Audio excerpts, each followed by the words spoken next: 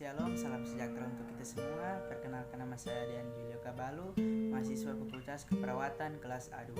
Kali ini saya akan membawakan presentasi mengenai pembelajaran ilmu dasar keperawatan 1 yang diberikan oleh Nurse Fania Tampilang, Escape MKes. Kali ini kita akan masuk tentang pengertian jaringan. Jaringan adalah gabungan dari beberapa atau banyak sel yang memiliki fungsi yang sama dalam ikatan.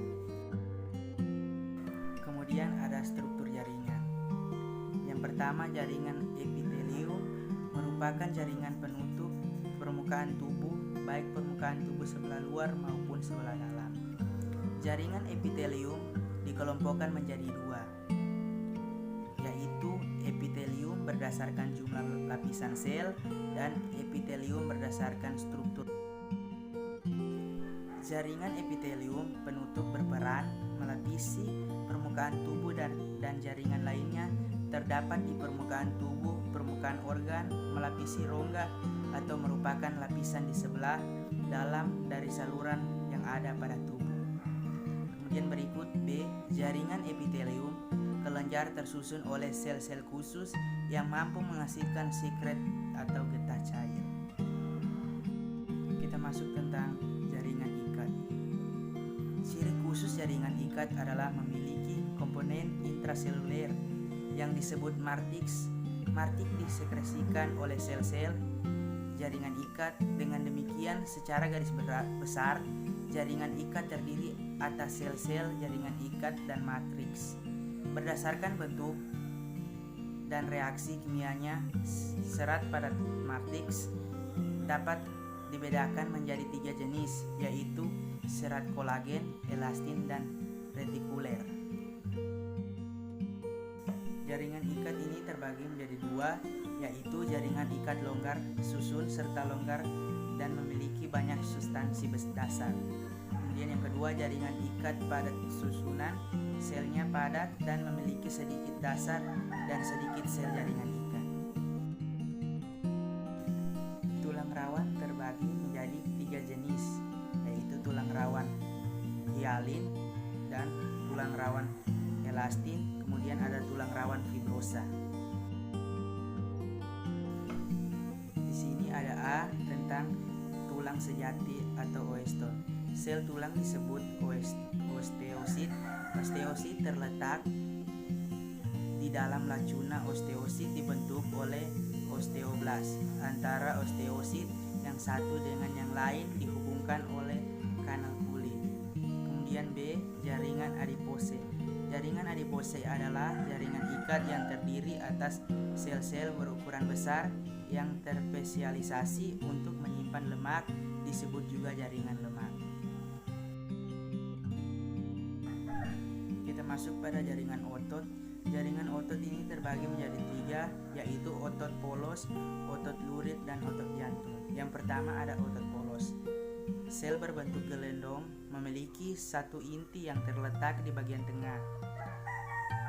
Kemudian otot lurik, sel tersebut silinder yang panjang dan tidak bercabang, memiliki banyak inti yang terletak di bagian tepi sel. Kemudian ada otot jantung. Sel otot jantung membentuk rantai dan sering bercabang 2 atau lebih membentuk sinditium. Yang berikut ada jaringan saraf. Jaringan sel saraf neuron sensori atau aferen berfungsi menyampaikan rangsangan dari organ penerima rangsangan atau reseptor kepada sistem saraf pusat atau otot dan sumsum tulang belakang. Neuron intermediatif berperan sebagai penghubung impuls saraf dari satu neuron ke neuron lain atau dari neuron motorik ke neuron sensorik. Neuron motorik atau eferen berfungsi mengirimkan impuls dari neuron intermediate. Ada kalanya impuls ditransmisikan dari neuron sensori ke neuron motor. Sekian dari materi singkat mengenai jaringan. Kiranya semoga materi ini bermanfaat bagi kita semua dan dan terima kasih telah menonton video ini. Universitas Pembangunan Indonesia Manado yang terletak dekat dengan kawasan bisnis Bahu Mall Manado. Tempatnya di Kelurahan Bahu, lingkungan 3 Manado, sangat strategis di pusat kota Manado. Dibangun di atas lahan seluas 2,5 hektar, Universitas Pembangunan Indonesia Manado berdiri megah dengan ruangan 7 lantai, terdiri dari ruangan kelas, ruangan kantor, perpustakaan, laboratorium komputer, laboratorium keperawatan, pengadilan semu, dan laboratorium bahasa, kantin, serta rooftop di lantai atas. Universitas Pembangunan Indonesia Manado memiliki 6 fakultas dengan program studi, yaitu Fakultas Pertanian, Prodi Agribisnis, Fakultas Hukum, Prodi Hukum, Fakultas Teknik, Prodi Teknik Elektro dan Teknik Sipil, Fakultas Ilmu Sosial Ilmu Politik, Prodi Ilmu Politik, Fakultas Sastra, Prodi Sastra Inggris, Fakultas Keperawatan, Prodi Ilmu Keperawatan, dan Profesi Nurse.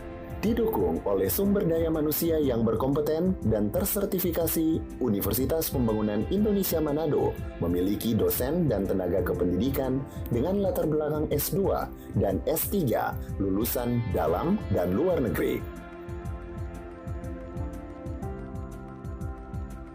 Proses belajar mengajar dilaksanakan dengan teknologi informasi merujuk perkembangan dunia modern saat ini, dilakukan dengan sistem e-learning dan sistem ujian online atau ULAIN. Hasil tracer student Universitas Pembangunan Indonesia Manado dan fakultas menyebutkan lulusan UNPI sudah tersebar di dalam dan luar negeri.